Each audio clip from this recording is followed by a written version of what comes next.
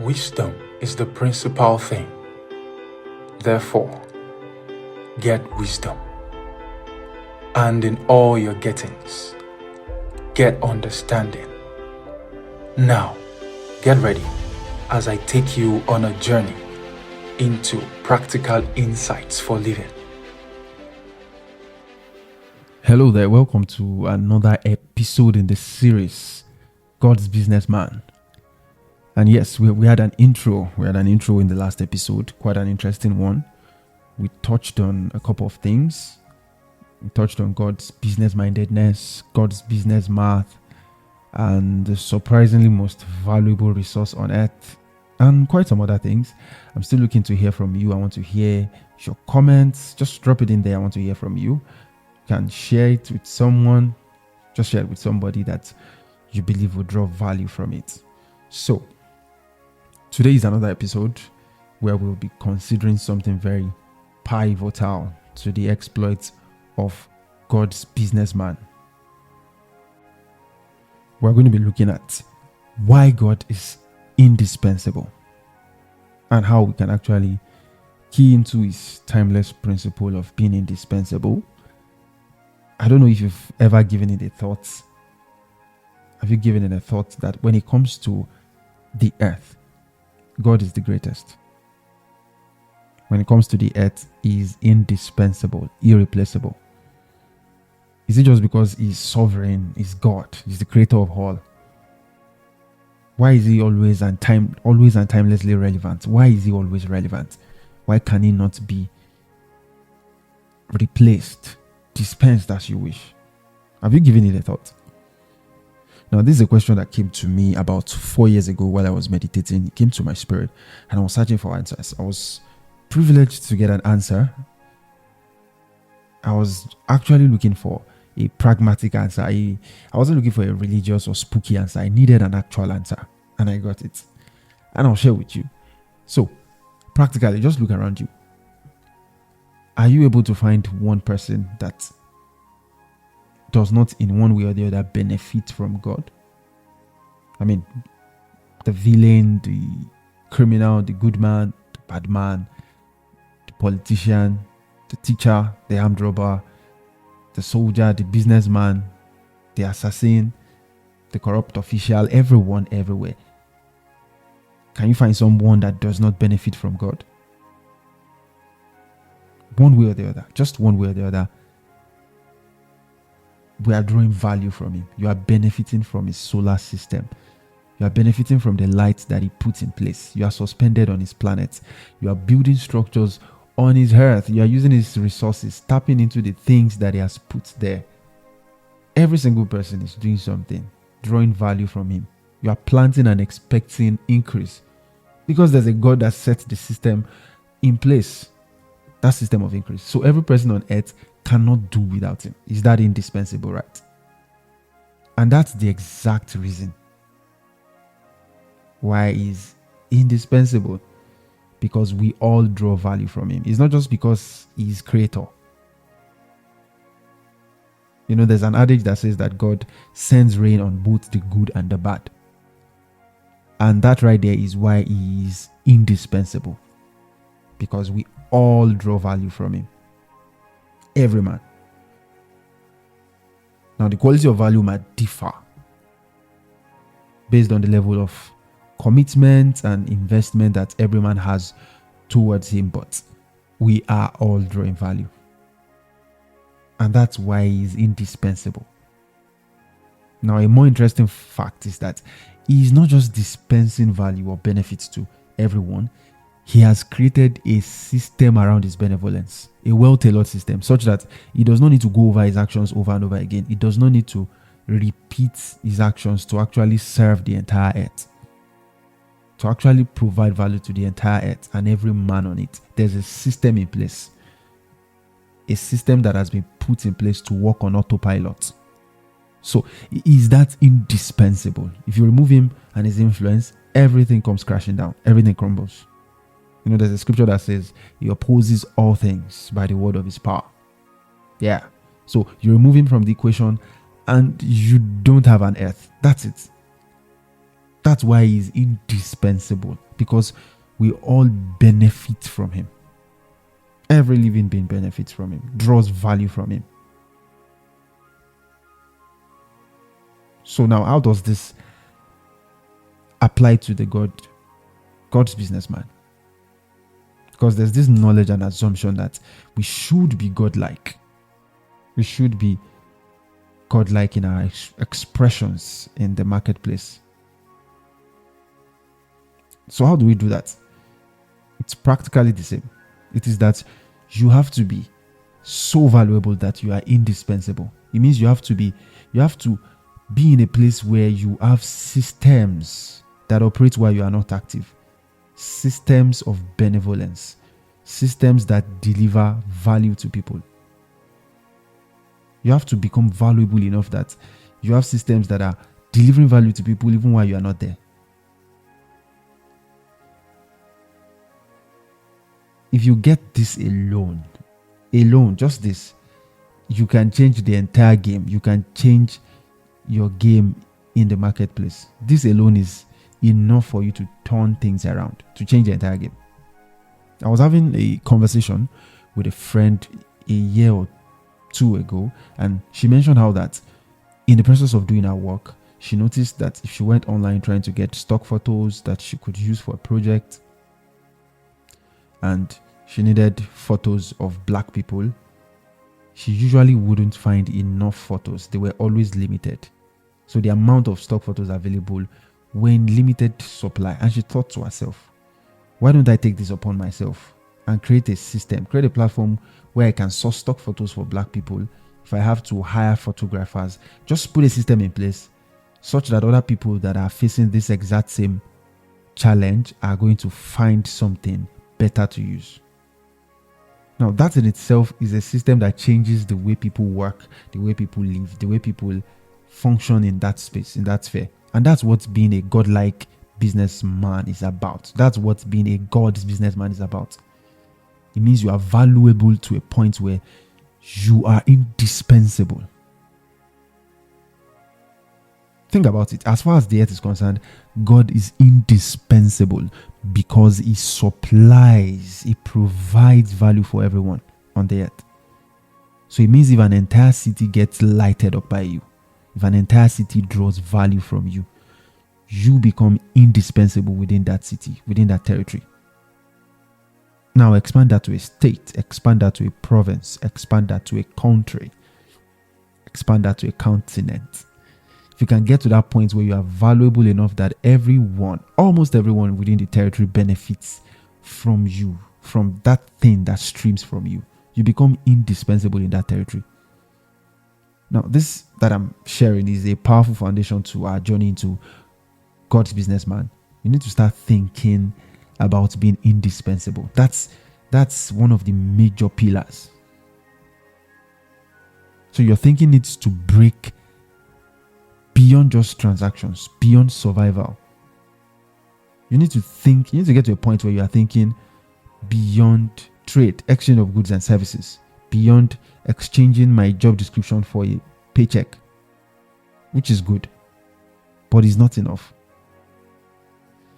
Now, the future of the marketplace, the future of enterprise is becoming indispensable. That's the future. It's going to require people that are indispensable. If you are not indispensable, you don't have any major stake in the grand scheme of things. You are just one of the numbers. You're just one of the people there. So as far as your influence in terms of flowing out, serving people, providing value in one form or the other can go, that's how indispensable you are. That's one timeless principle you can pick from how God operates.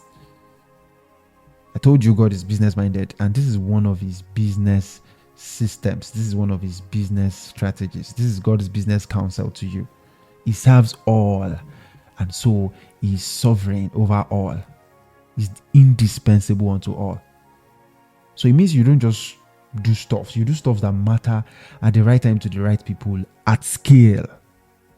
Now, that part of putting systems in place is very powerful. That was why I mentioned it. Very powerful. Because the amount of people you can provide value to individually by engaging the limited physical energy you have is so little. So there must be the perspective of putting a system in place to replicate, to reproduce, to scale that value you are providing. So you're not just thinking about the financial viability of what you are doing. You are coming into a place where you are thinking about how to be indispensable. You are looking at an entire industry and you are thinking, okay, what else? What else is the challenge? What else is the pain point that is common to the customers here? Where is that leak that I can plug? Beyond the convention, beyond what the general industry agrees to exchange for value. Now, I tell you by experience, majority of these challenges are not that difficult to solve. But then what actually blinds people from seeing solutions in the midst of these challenges is the survival mindset, the consciousness of survival. Once you are thinking, oh, I need to survive first,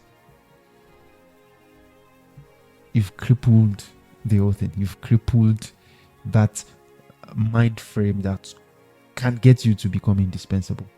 Once you are thinking, oh, I'm about to find a way to climb up the ladder, and that's all you are doing, you've crippled the potential of becoming indispensable. You're not looking at how you can become indispensable within the organization. So, like I said earlier in the previous episode, God's businessman is not just a CEO or a business owner. It could be a career person, a professional within an organization. You are thinking about what structures can I create for how we conduct our meetings, such that 5 years while I'm out of this place, there is still a system that I created that serves people, even in my absence. Even while I'm on break, maybe I took a vacation or a leave, something that came out of me still serves people. If we have 200 staffs, 200 people in that company are benefiting from me one way or the other. They are drawing some sense of value. That's how to be indispensable. Now, take a snapshot. What particular business do you do? What particular area are you engaged in the marketplace? And try and think about it. No matter how tiny it could be, what form of problem or challenge or advancement can you bring that is a benefit to a mass of people? It's important that you think scale. It's important you think scale. You are not just thinking about one person.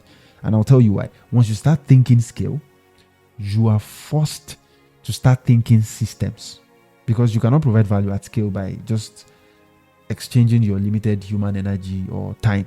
You can't. So you are thinking systems. How can I get to more people?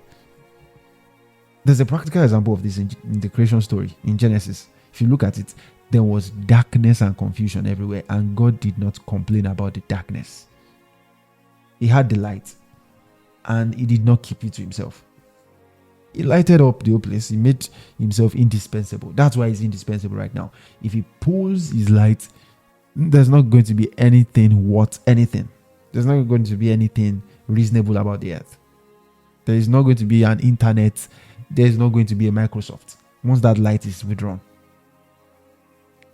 This is where you need to get to as God's businessman. You need to see beyond just survival. You need to see beyond the next paycheck. You must be thinking being indispensable. So you need to stop complaining about the darkness. Actually, you need to stop complaining about the lack of standard.